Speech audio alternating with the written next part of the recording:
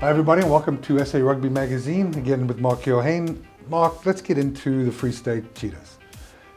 Gaan ons hierdie dan Afrikaans doen, Kev? Hoe was die naweek, Mark? Baie goed gewees, self. Goed, dankie. That's about the extent of my Afrikaans. But I certainly have an opinion on the Cheetahs, and I think that they're being, you know, they've engaged with a lawyer, so they're expecting the vote this week, I think, to go against them. Everybody's clamoring now to go north. They've been in the north for the last 2 seasons, and they've acquitted themselves averagely, I think, you know. But saying that, they have got an agreement in place, which I have not seen sight of, till 2023. And now they're looking to be replaced by one of the 4, you know, they're expanding to a Super 16. We know the Kings are out, they're in financial distress. And with the Kings out, then it means that if they're going to put in the 4 top franchises, or supposed top 4 franchises, then the Cheetahs have to go out. How do we get to this state again? Yeah, I mean, it's everyone loves the Cheetahs in this country. You know, we keep on saying that unless you support the Cheetahs, everyone else's second favorite team. And I've always said that the people who love them the most are the Sharks, because it's normally, if they want to know how the Sharks are going to look next year, watch the Cheetahs this year, because they buy all the players. Yeah. It's their feeder system. So I see Ruan Pienaar has been very vocal to say nonsense. This is one of the strong rugby domains of South Africa. It's got the greatest schoolboy structure in Grey College. Shimla's University, always a strength. And then they just produce such wonderful players. So from an emotional... Rassie, you know, learnt everything there as a player and as a coach, even though he's a dispatch boy originally. But they've got such a wonderful history, and they've really been dominant in the domestic competition for the last couple of years. And they acquitted themselves well. They won hiding to nothing that first season because they went from Super Rugby straight into it. I expected them to do better in the next year, which surprised me that they didn't do. Emotionally, 100%. They have to be part of it. Commercially, I just don't see how they can be part of it. If you look at... Am I being too romantic with the Cheetahs, Jay? I think you are being, but I understand why you're being that romantic. And it's like, why can't they be accommodated? And I would understand if pro rugby in the UK and Europe is going to become something that's looked at like top 14 or the Premiership, it's got to have the 4 best South African sides.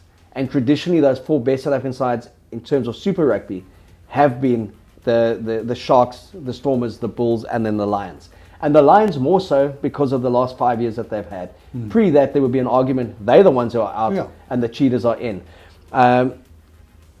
We look at the quality players that are on the Cheetahs, they would be accommodated in one of those 4 regions, and they would be showcased and their talent would be there. There's this view within the Cheetahs fraternity that if we don't play in that big competition, rugby is dead in this area. I don't buy that, because you don't get 30,000 people to a test match in Bloemfontein. You struggle to get 10,000 people to their biggest Super Rugby games when they were playing there. So because of the nature of the kind of the geographics there, people come from afar to watch the game.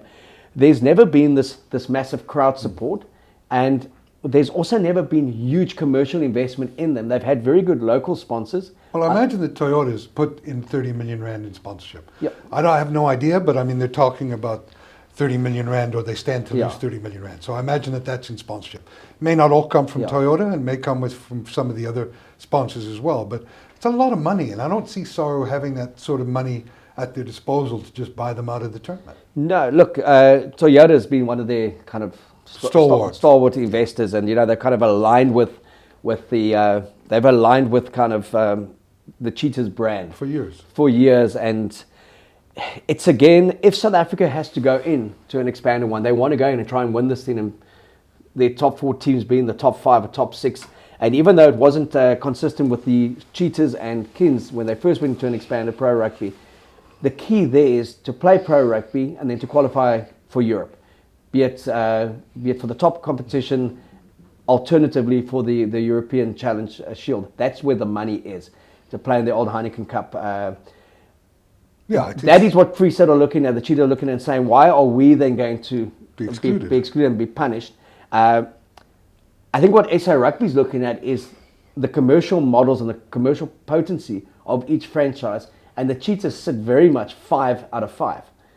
Yeah, but you know, Mark, for me, I understand what you're saying. If the Cheetahs are excluded, obviously, money tends to ease everyone's concerns, but it's only a short-term plug.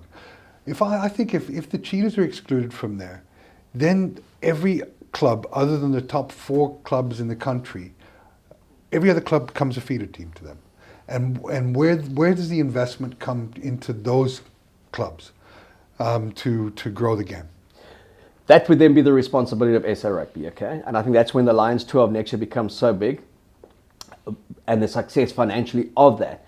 And then that would be, you would have the privatization, if you're looking at into those 4 franchises, as we've seen with the Bulls, majority shareholding, which is a given, it has to happen. But you're not going to get privatization into 14 provinces and into... But you might get it into 6 or 7 if there was a promotion relegation into the European, into potentially playing in the Heineken. Well, what you're going to get is, at the moment, they're saying there's top 4 and they're established. If there's the hint of a promotion relegation, you may not get that investment into those 4.